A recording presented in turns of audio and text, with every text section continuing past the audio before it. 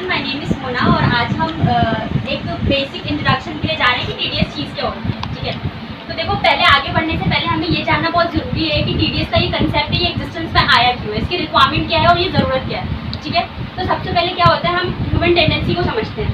ऐसा होता है कई बार कि आपके पास एक बार जब पैसा आ जाता है तो आप उस पैसे को जल्दी किसी को देना नहीं चाहते हैं, या मोस्ट ऑफ द पीपल ऐसे ही होते हैं कि वो अपने पैसे एक बार जो अपने पास आ गया वो देना नहीं चाहते। और दूसरी चीज़ ऐसी है कि आपके पास जो पैसा आया हुआ है उसके बाद जो पैसा आया हुआ है आप उस पैसे का यूज़ किस चीज़ के लिए करना चाहते हो। सपोज कई लोग ऐसे होते हैं कि आपके पास पैसा आ गया तो आप उस पैसे को क्या कर लोगे, खर्च कर दोगे, यूज़ कर दोगे। ठीक है, अब आपके पास पैसा आ गया, आपने खर्च कर दिया, तो अब जो गवर्नमेंट के हिस्से का था वो गवर्नमेंट के पास नहीं जा पाएगा। तो ये चीज़ क्या होती है, माइनस पॉइंट होती है।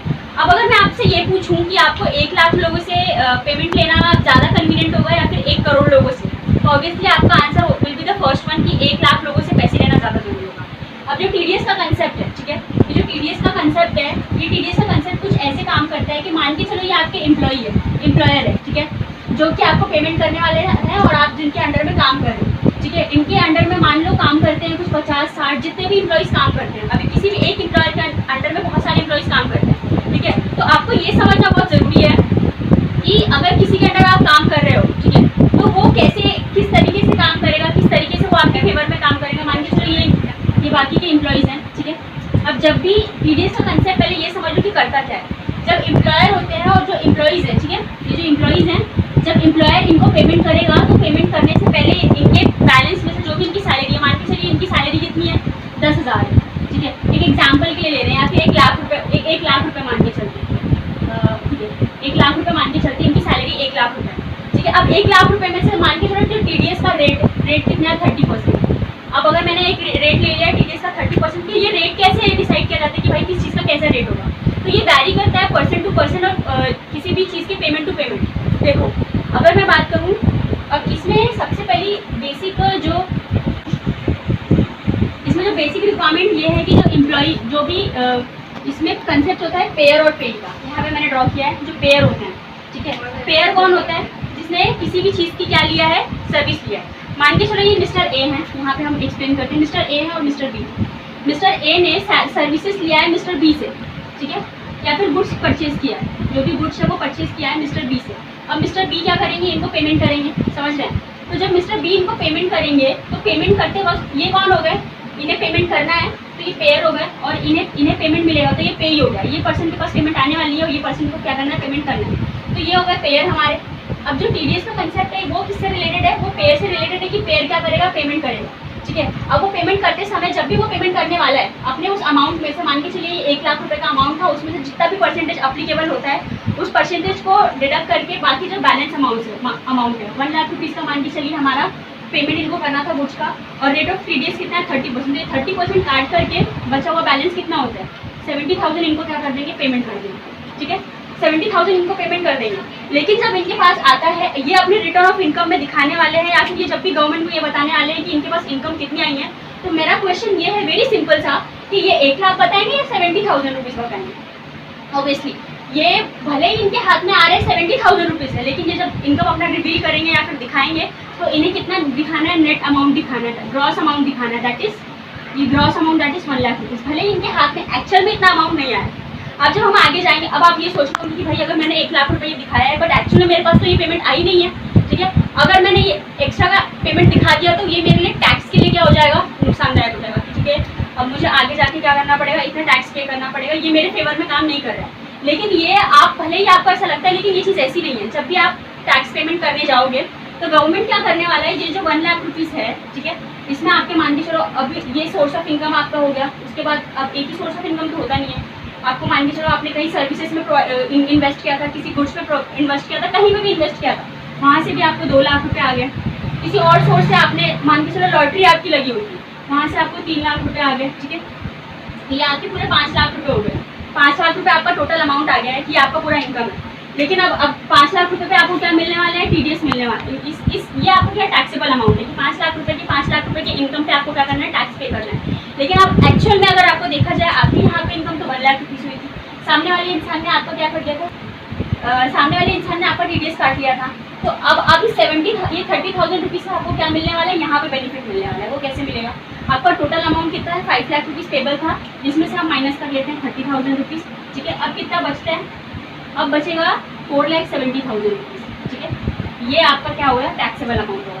कि अगर 5 लाख रुपीज़ पे आप टैक्स पे करते थे तो वो अमाउंट क्या होता था, ज़्यादा होता था, लेकिन अगर आप 4,70,000 में पे कर रही हो तो अब आपको टैक्स अमाउंट क्या हो जाएगा, कम हो जाएगा। तो कहने का मतलब ये है कि गवर्नमेंट जब भी आपसे टैक्स लेती है तो इसका इट डजंट मीन कि भाई एक बार आपसे यहाँ पर टैक्स कर रही है उसके बाद यहाँ पे ग्रॉस अमाउंट दिखाती है उसके ऊपर फिर से टैक्स चार्ज कर रहे हैं, ये चीज़ नहीं होने वाली है।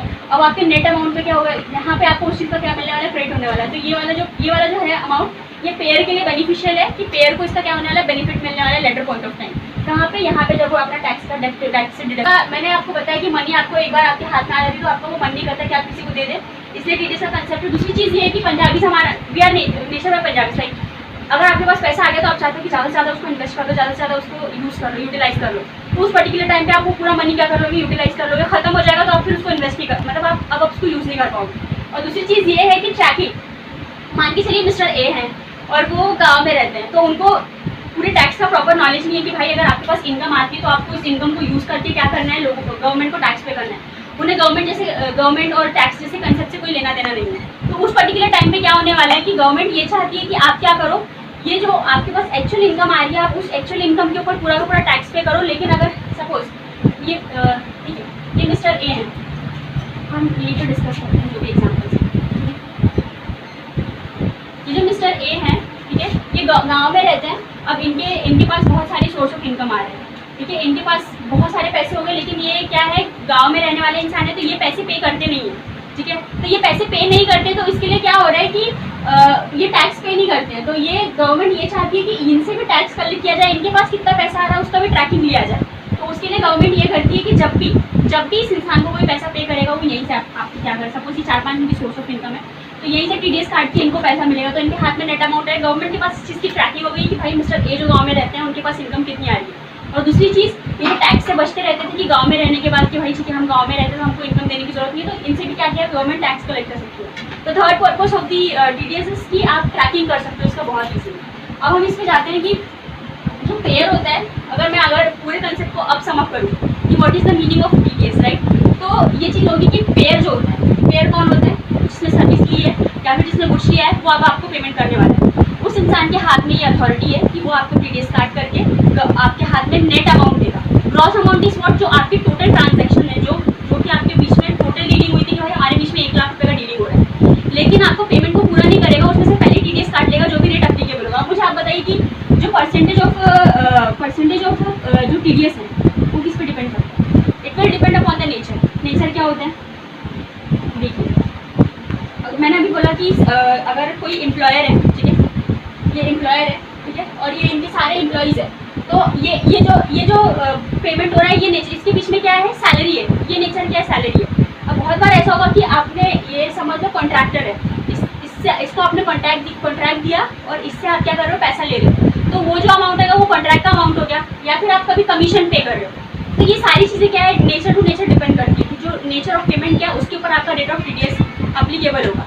रेट ऑफ टीडीएस कैसे अप्लीकेबल होगा, जिस प्रकार का आप अमाउंट पे कर रहे हो, ठीक है, जिस प्रकार का आप अमाउंट पे कर रहे हो उस प्रकार से क्या बोला जाएगा कि ये नेचर ऑफ पेमेंट उसका वो है, उसके अकॉर्डिंगली टीडीएस के रेट है। वो हम बहुत डिटेल में पढ़ने वाले हैं जब जैसे हम आगे बढ़ने वाले, एक एक चीज़ को बहुत ही डिटेल में करेंगे। ये एक ऊपर से ओवरव्यू है। तो नेचर ऑफ पेमेंट पे क्या डिपेंड करेगा, आपका परसेंटेज ऑफ डिडक्शन की कितना आपको डिडक्ट करना है, ठीक है। और दूसरी चीज़ क्या है, ये पेयर है और ये पे ही है और इसको पेमेंट करना है, ये सोर्स ऑफ पेमेंट।